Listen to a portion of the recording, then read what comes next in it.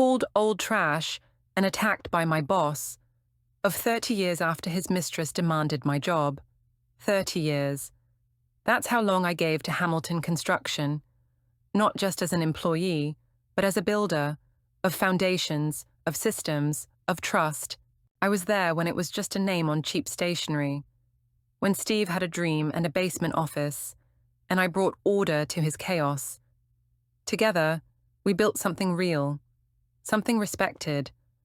I was never late, never careless. I worked through flu seasons, family funerals, and a hip injury that should have sent me home for weeks. I trained his new hires, smoothed over his mistakes, and carried his company through every economic dip without complaint. So imagine my disbelief when he looked me square in the eye. In the office I practically built with my own hands, and said, "Sarah, you're getting older. You just don't have the stamina anymore." I laughed, not out loud, just internally. The stunned, hollow laugh of someone who's just been punched in the gut by someone they trusted. But that wasn't even the beginning of the end. The rot had started 2 years earlier, slow and quiet. Her name was Vanessa. 28, Steve's secretary, and very obviously something else. He called her sharp, forward-thinking. I called her a liability with lipstick. She waltzed in like she owned the place. And soon enough, it started. Nepotism. Her cousin in HR. Her friend in procurement. People who didn't know a beam from a blueprint, suddenly making decisions that unspooled months of careful planning. My voice, once the one they listened for, was drowned out by younger, louder, less experienced noise. I stayed, because I was 59, 7 years from retirement, 7 years from my pension, my healthcare, my finish line. So I repeated it to myself like a prayer. 6 more months. Just hold on. And then they handed me the largest city project we'd ever secured. A prestigious contract. I should have felt proud. Instead, I felt dread. I could already see the sabotage forming around me. Vanessa's people controlled the supply chain, the timelines, the staff. My calls were ignored. My team was undercut. Budgets were slashed behind my back. Still, I worked. Nights bled into mornings. I slept at the office twice. Missed my goddaughter's graduation. I pushed through thinking, if I pull this off, they'll see. They'll remember who I am. But the project collapsed. Not because of me, because of everything they did to ensure it would. And Steve, he didn't ask questions, didn't call for a meeting. He stormed into the open floor, red-faced, eyes blazing, and barked, "Sarah, my office, now." I walked in, spine straight. He didn't wait. "What on earth is wrong with you?" he thundered. "Are you so old, so useless, you can't manage a basic job anymore?" I opened my mouth. I tried to explain. He didn't want to hear it. And then, I still can't believe it, even now. He grabbed the project folder from his desk, thick, leather-bound, heavy, and he threw it. At me. The edge struck my forehead, a flash of pain, then warmth, then the sight of blood, bright red, trickling down my brow, soaking the collar of the blouse I'd ironed that morning. But that pain, it was nothing compared to what came next. He didn't flinch, didn't apologize. He looked down at me, bleeding, stunned, and said, flat, cold, "Get that injury of yours cleaned up, and I want the recovery plan on my desk by 8 a.m. tomorrow. If it's not there, you know the consequences." And with that, he turned away, as if I were an errand girl, as if 30 years of sweat and sacrifice had vanished into the drywall. I stood there for a moment, still and silent. Then I picked up my bag. I walked out of that building without another word, and I never looked back, because if Steve thought I was disposable, he was about to learn just how dangerous it is to underestimate a woman who gave her life to something and has absolutely nothing left to lose. The slam of my own front door echoed the finality of my exit from Hamilton Construction. Each step away from that building, from Steve's venomous dismissal, had been a conscious effort, my body trembling not just from the throbbing pain in my forehead, but from a deep cellular shock. 30 years of my life, culminating in a folder thrown at my face and the word useless hanging in the air. He thought I would crumble. He thought I'd simply vanish. He had forgotten who I truly was. The woman who had poured concrete for the foundations of his success with her own bare hands, metaphorically speaking. An internal voice, quiet but steely, whispered, "He thinks I'll surrender. He's forgotten who he's dealing with. I built this fortress, brick by brick. I won't let him, and his pack of hyenas, tear it down. Not without a fight. Not without consequences for them." The trip to urgent care was a blur of fluorescent lights and the sterile smell of antiseptic. A kind nurse cleaned the gash above my eye, her touch gentle, her questions sympathetic. 7 stitches. As she bandaged my forehead, I caught my reflection, pale, a dark line of sutures stark against my skin, but my eyes held a spark, not of tears, but of something harder, something unyielding. I walked home unsteady, the city lights blurring around me, each step a painful reminder, yet each step also a move forward, away from him. Jordan was waiting, pacing the living room. The moment he saw the bandage, his face, usually so open and cheerful, contorted into a mask of disbelief, then pure, unadulterated fury. "Mom, what in God's name happened to you?" he exclaimed, rushing towards me. As I recounted the events, his fists clenched and unclenched. The instant I finished, he was heading for the door, his voice tight with rage. "Where do you think you're going?" I asked, my voice surprisingly calm. "To teach that bastard a lesson he'll never forget. He laid his hands on you." "Jordan, stop," I said, stepping in his path. "I'm too old for brawls, but I'm not too old to fight." A grim smile touched my lips. "Thank you, son. But first, we make Steve pay. For every cent of my stolen wages, for every sleepless night, for every drop of my blood on his expensive office carpet. And then we'll truly show them how business is done." Relief washed over Jordan's face, quickly followed by a grin of fierce loyalty. "Finally, Mom, I couldn't stand watching that egomaniac humiliate you. You deserve respect, recognition. My office is ready for you. We'll show them who's really old and useless." Later that evening, the throbbing in my head a dull counterpoint to the simmering rage in my heart, I dialed Steve's number. He picked up to the unmistakable thumping bass of a nightclub. "What is it, Sarah?" he slurred, clearly annoyed. "Need money for the doctor? Fine, I'll deduct it from your last paycheck." A bitter laugh escaped me. "Steve," I began, trying to keep my voice even, "do you remember who mortgaged their house, their family home, when this company was on the brink of collapse, when even your own relatives told you to let it die? Who stood by you then?" A brief, sharp memory. Young Steve, pale with panic, me placing my house keys on the table between us, saying, "We believe in this, Steve, don't we? Then we risk it together. I believe in us." His voice now, across the line, was glacial. "I paid you back every cent, didn't I? Don't try to guilt-trip me with ancient history. This is business. You blew a $40,000 project. You should be grateful I'm not suing you." My chest tightened. 40,000. I wonder how much of that was Vanessa's lunch receipts at those 5-star restaurants. Billed to the company, of course. Then, a syrupy, flirtatious voice cooed in the background. "Stevie Bear, who are you talking to? Come back to me." The line went dead. That was Steve. Utterly heartless, but his callousness only fueled my resolve. That night, I didn't sleep. Instead, I sat at my kitchen table and meticulously compiled a post-mortem of the failed project. Every decision, every delay, every act of sabotage by his relatives clearly documented and attributed. If I was going down, I wasn't going down for their incompetence. And I wasn't stopping there. Steve owed me years of unpaid overtime, benefits he'd conveniently forgotten. I was filing for labor arbitration. When I told Jordan my plans, his eyes lit up. "Absolutely, Mom. I know the best labor attorney in the city. And about that office, it's yours whenever you're ready." A small, genuine smile finally touched my lips. It wasn't just an office. It was a lifeline, a chance to rebuild, not just my career, but my self-respect.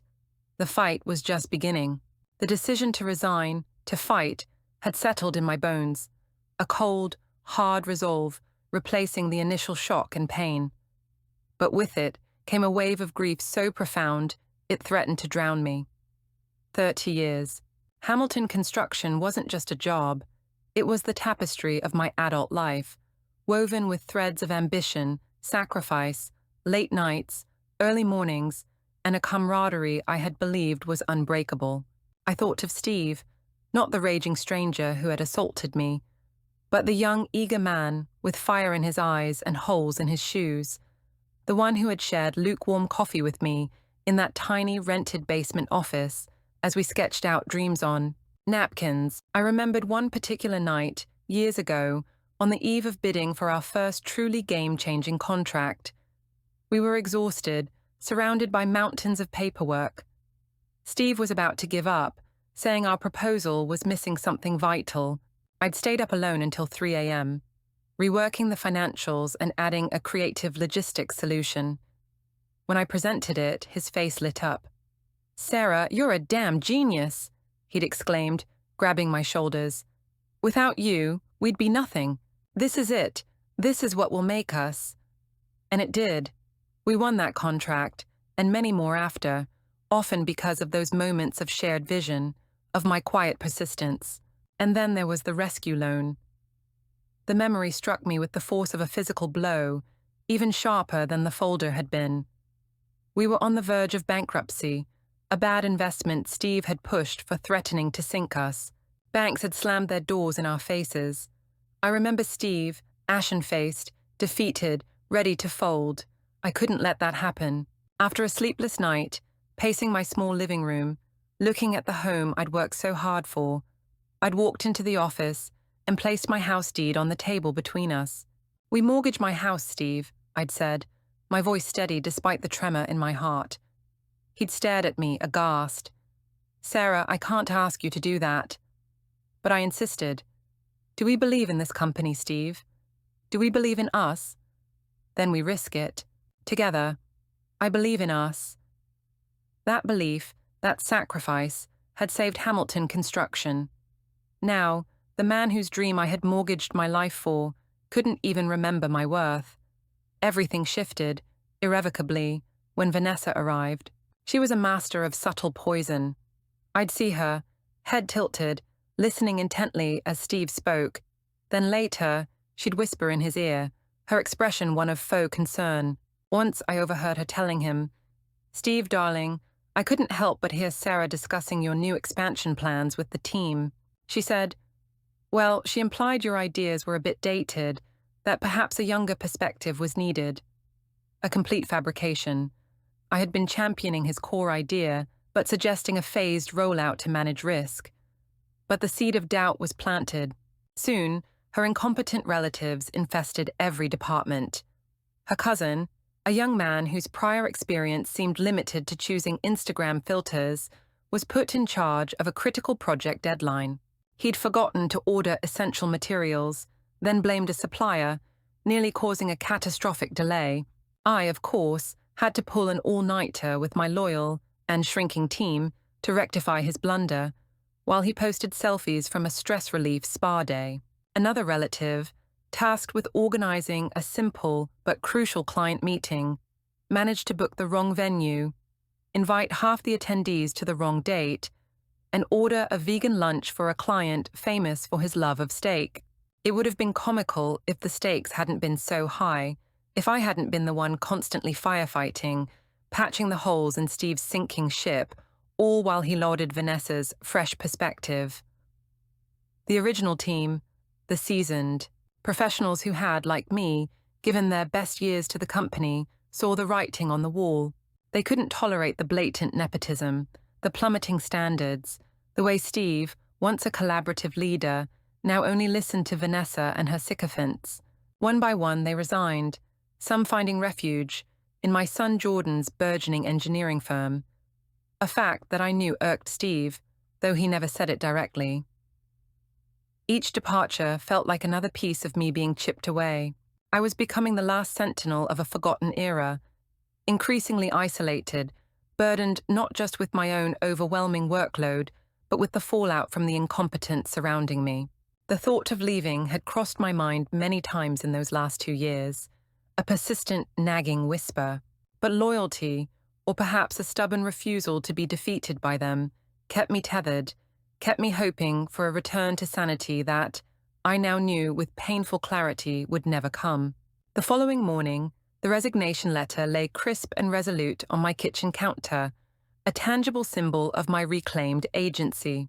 It wasn't merely a letter of departure, it was a declaration of independence, a final, decisive severing of a 30-year bond that had festered into something toxic and violent.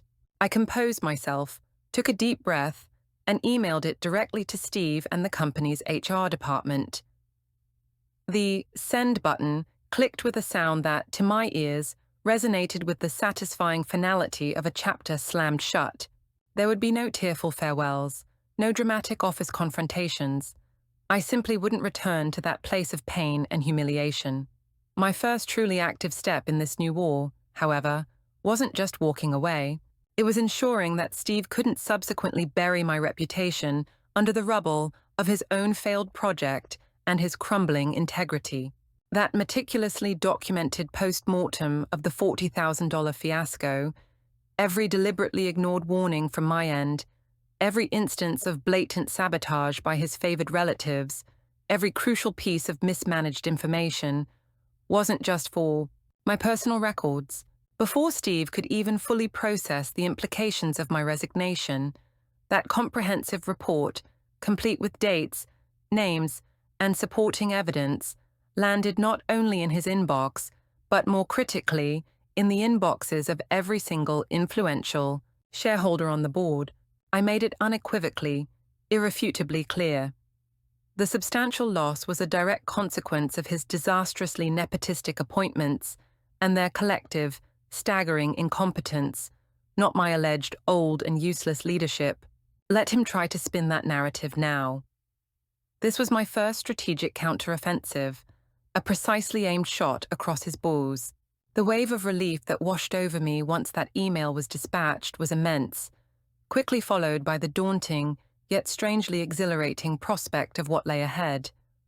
But critically, I knew I wasn't alone in this fight. Jordan, true to his word and his unwavering belief in me, had already mobilized. "Mom," he'd said the previous evening, his voice a potent mixture of protective anger towards Steve and palpable pride in my newfound resolve. "I've already put in a call to Eleanor Vance. She's the sharpest, most tenacious labor attorney in the state, a real bulldog. She's eager to meet with you as soon as you're ready. And that corner office at Miller & Company, it's not just ready, it's been waiting for its new lead strategist." Stepping into the vibrant, humming atmosphere of Jordan's company a few days later felt like emerging from a long, suffocating winter into an unexpected, life-affirming spring. The energy within those walls was palpable, a dynamic buzz of creativity and collaboration, a stark, almost painful contrast to the oppressive, fear-laden environment I'd endured for so long. And then, the faces, one by one, cherished members of my old team, the brilliant engineers whose designs had won us accolades, the meticulous planners who had kept impossible projects on track, the dedicated project managers Steve had so carelessly, so arrogantly, driven away, emerged from their workstations. Their initial expressions of surprise at seeing me there quickly morphed into wide, genuinely welcoming smiles. It wasn't a pre-planned formal lunch, but an impromptu, heartfelt gathering around the coffee machine, mugs raised in a silent, powerful toast. "Sarah, we heard what happened." Mark, my former lead engineer and a man whose integrity I deeply respected, said, his voice thick with an emotion that mirrored my own. "It's about damn time you got out of that snake pit. We're all with you, 100%. Whatever you need, just say the word." That quiet, unprompted affirmation, that potent show of unwavering loyalty from the very people whose professionalism had been the true backbone of Hamilton construction, was more healing, more validating than any insincere apology Steve could ever muster. It was a powerful, visceral reminder that genuine respect and loyalty are earned through years of shared effort and integrity, not demanded through fear, favoritism, or the abuse of power. With the formidable Eleanor Vance now championing my cause, a woman whose steely reputation preceded her, the official filing for labor arbitration commenced. We weren't just asking, we were demanding every single cent of unpaid overtime, every conveniently forgotten benefit, every contractual obligation Steve had arrogantly and illegally dismissed over the past 2 tumultuous years. The calculated sum was substantial, comfortably into 6 figures. But it was never solely about the money. It was about the inviolable principle. It was about reclaiming what was rightfully mine, about forcing a tangible acknowledgement of the professional value he had so contemptuously attempted to erase. As Eleanor meticulously reviewed my carefully kept records, the damning accountability report, and the photographs of my injury, a grim, knowing smile played on her lips. "Mr. Stephen Hamilton," she murmured, tapping a pen against a particularly damning piece of evidence, "is about to receive a rather expensive and unforgettable education in employment law and basic human decency."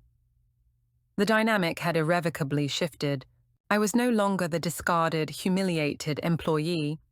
I was a plaintiff, a force he hadn't anticipated, armed with irrefutable truth, unwavering support, and a lawyer who clearly relished a righteous fight. The first tremors of genuine consequence were finally heading Steve's way, and a small, fierce part of me couldn't wait for him to feel them. The combined impact of my detailed accountability report, circulating among the shareholders, and Eleanor Vance's formidable legal filings had the desired effect. The whispers from my old colleagues, now Jordan's trusted team members, confirmed that Steve was in a tailspin. He was forced, through gritted teeth, and no doubt under immense pressure from the board, who now saw the truth, to pay me every single cent of the wages he had tried to withhold. It was a significant victory, a validation of my stand, but I knew Steve. A man like him, cornered and humiliated, wouldn't just accept defeat gracefully. My next move was smaller, more personal, yet designed to twist the knife just a little deeper. I filed a medical compensation claim for the injury to my forehead. The monetary amount was almost negligible, barely enough to cover the urgent care visit and a new blouse, but the intent was pure psychological warfare. I wanted him to squirm, to be reminded of his physical assault every time he saw that claim.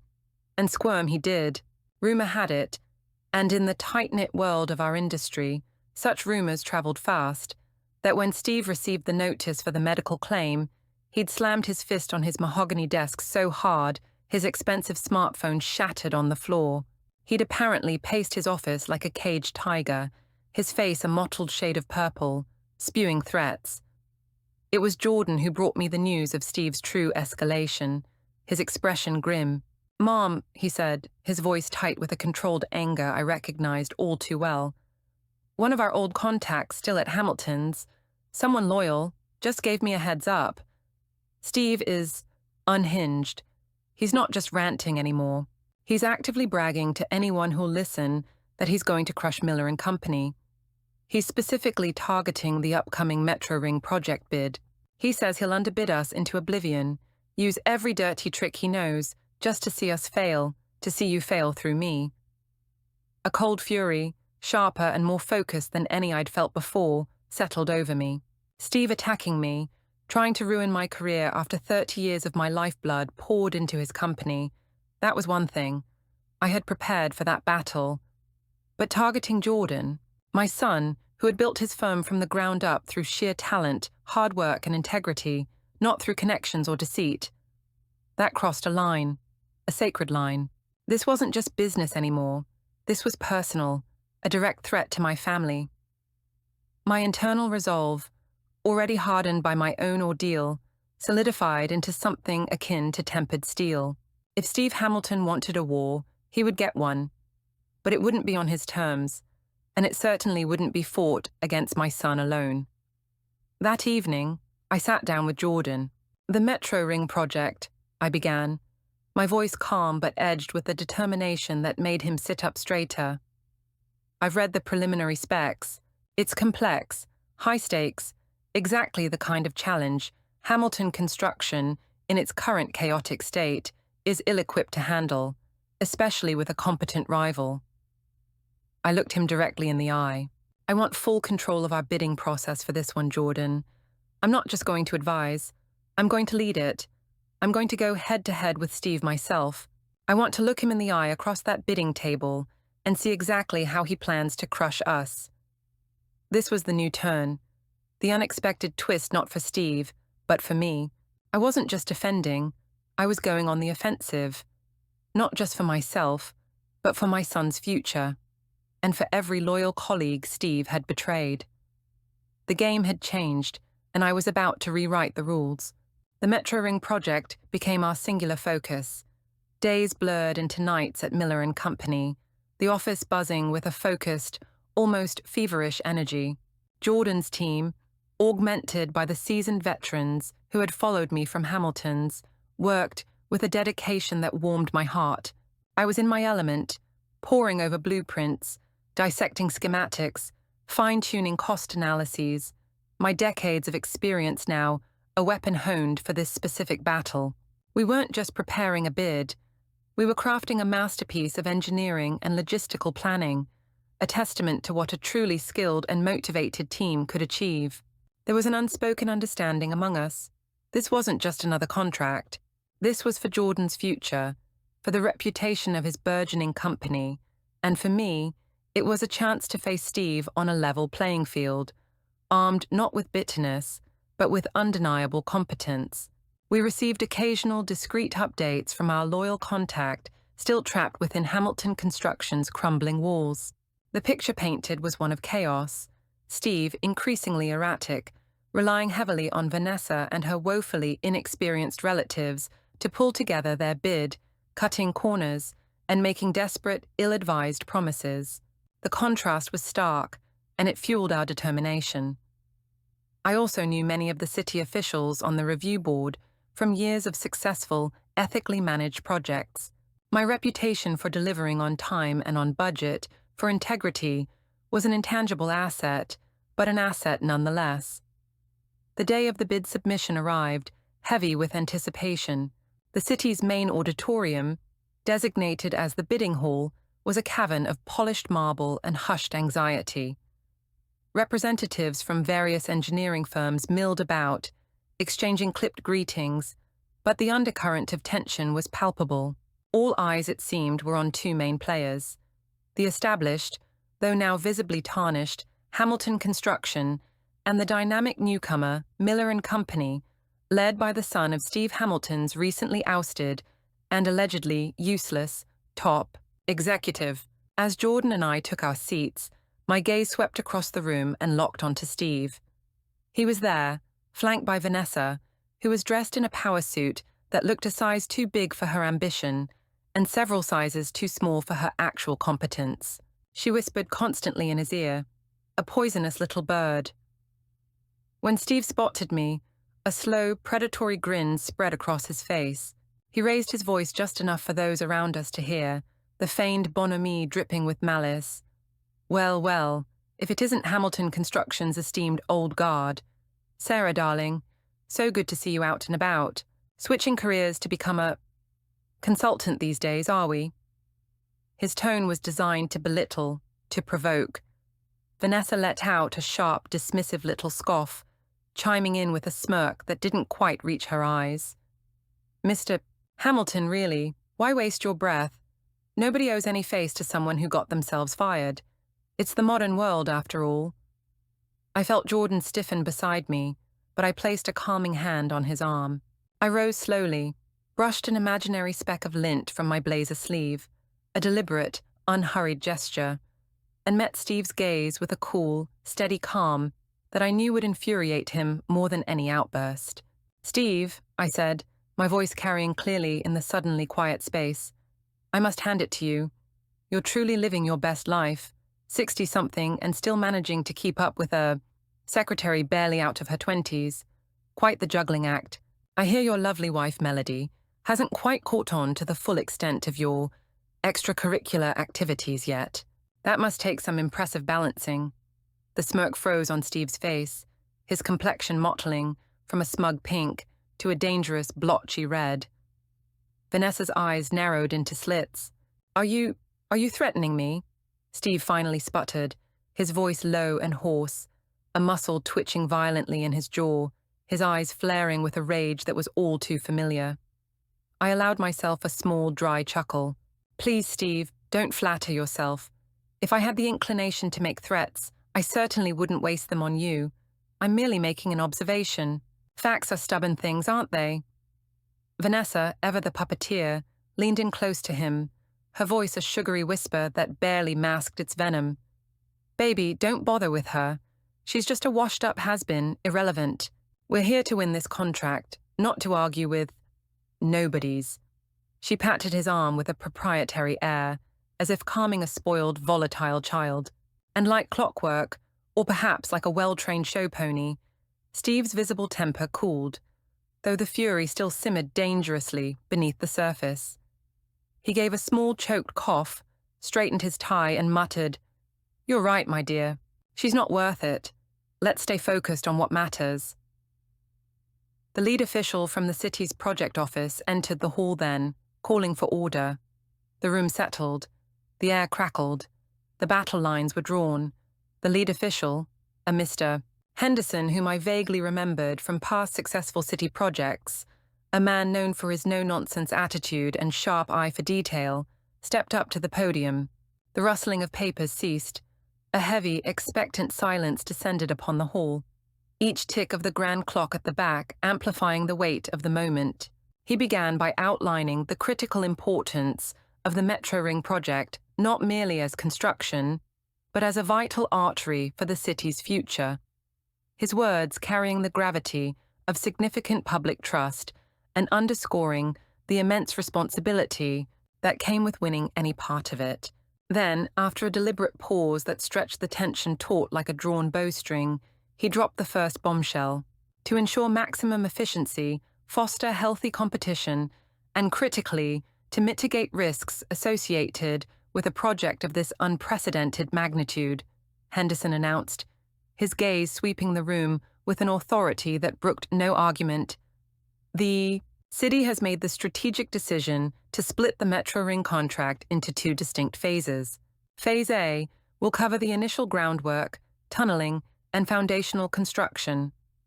Phase B will encompass the track laying, station finishing, and complex system integrations. Each phase, ladies and gentlemen, will be awarded to a separate primary contractor today. A ripple of murmurs, surprise, speculation, a few sharp intakes of breath went through the assembly. Splitting a contract of this size was indeed unusual. A clear signal the city was being exceptionally cautious and perhaps looking to diversify its bets. My mind raced, processing the strategic implications. A split meant both risk and opportunity, a chance to prove ourselves on a defined segment, possibly even outshine a struggling Hamilton construction on the other. I exchanged a quick, unreadable glance with Jordan. His eyes, though steady, betrayed a flicker of intense calculation. This changed the entire strategic landscape in an instant. Across the room, Steve leaned forward, his brow furrowed in a deep V, whispering urgently, almost aggressively, to Vanessa, who looked momentarily flustered, her usual practiced composure noticeably slipping, her painted smile faltering. Henderson continued, his voice unwavering. After a most thorough evaluation of all submitted proposals, considering technical expertise, financial viability, and, significantly, recent past performance records, the contract for Phase A of the Metro Ring project is awarded to Miller and Company. A quiet gasp rippled through our section, quickly followed by a smattering of genuinely warm, if somewhat surprised applause from around the room.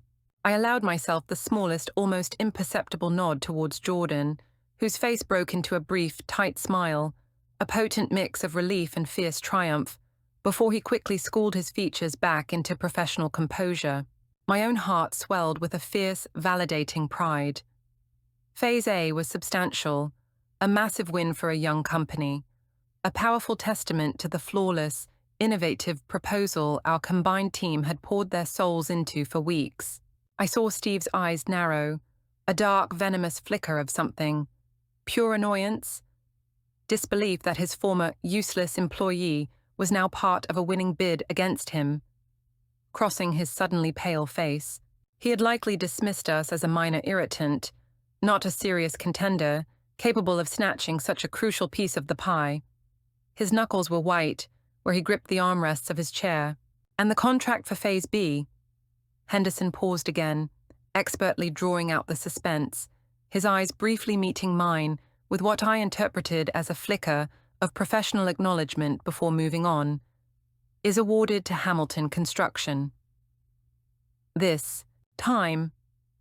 The applause was more reserved, almost hesitant, punctuated by an undercurrent of unspoken questions from those aware of the recent industry whispers and, perhaps, the contents of my widely circulated report.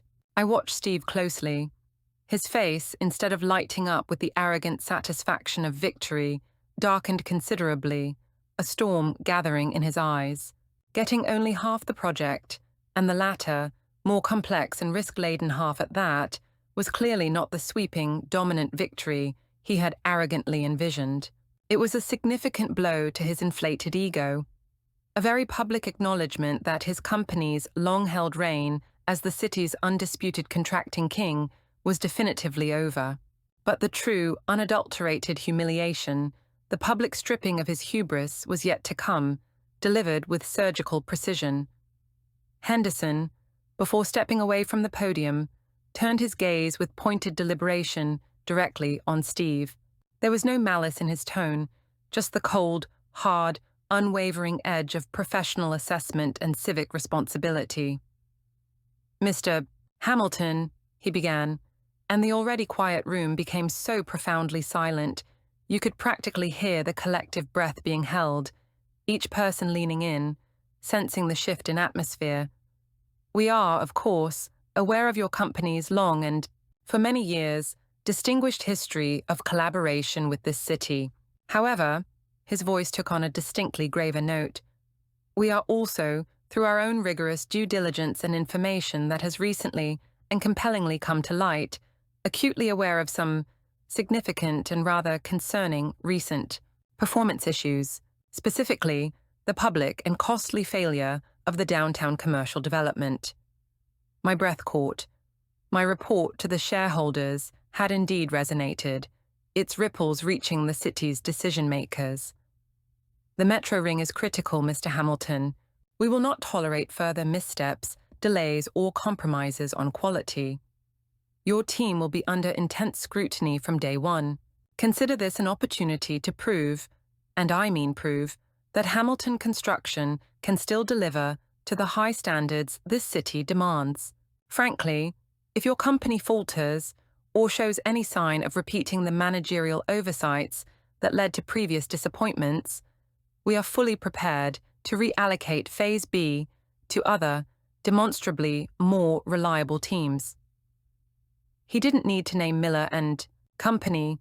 The implication of a competent alternative hung heavy in the air, aimed squarely at Steve, whose knuckles were now bone-white as he gripped the edge of the table before him, his forced composure threatening to shatter.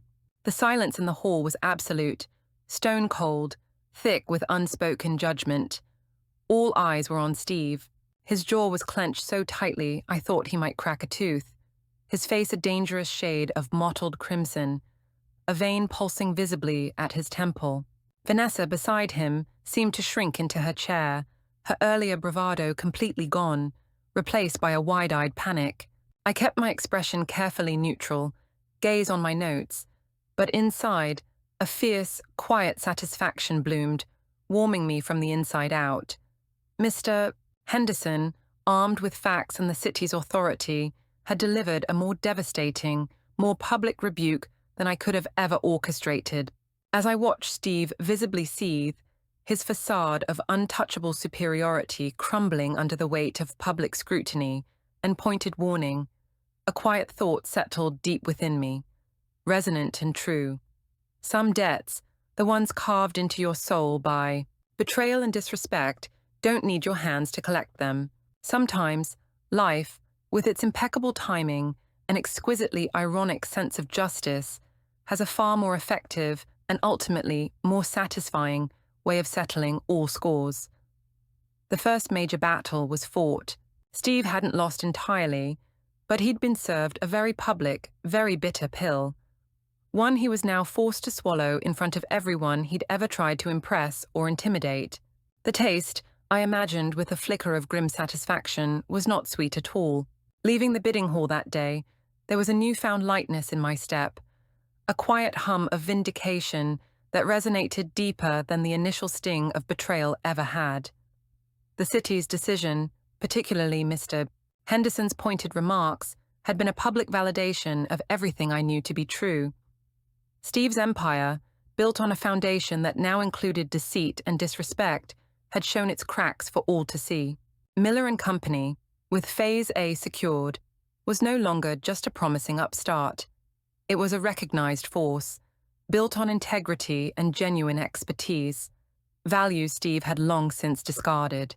The victory wasn't about gloating over Steve's public humiliation, though a small, fiercely human part of me couldn't deny a grim satisfaction. It was about the quiet affirmation of my own worth, a worth he had tried so viciously to extinguish. It was about Jordan, his talent and hard work, recognized on a grand scale. His future bright and untarnished by Steve's attempts at sabotage. As we walked out into the afternoon sun, Jordan squeezed my arm, his eyes shining with a mixture of relief and gratitude that needed no words. In that moment, I understood that true strength isn't about wielding power over others, but about building something of lasting value, something real. The road ahead wouldn't be without its challenges, I knew. Steve, wounded and cornered, was likely to be more unpredictable than ever. But the fear that had once gnawed at me was gone, replaced by a calm, steady resolve. I had faced the storm and emerged, not unscathed, but unbroken. Age, I realized with a clarity that was almost startling, wasn't a liability. It was a repository of experience, of wisdom hard-earned, of the resilience that only comes from weathering life's fiercest gales. It was the quiet understanding that sometimes the most profound justice is watching the consequences of others' actions unfold, while you, finally, begin to build your own peace on your own terms. This was just the beginning of that new chapter.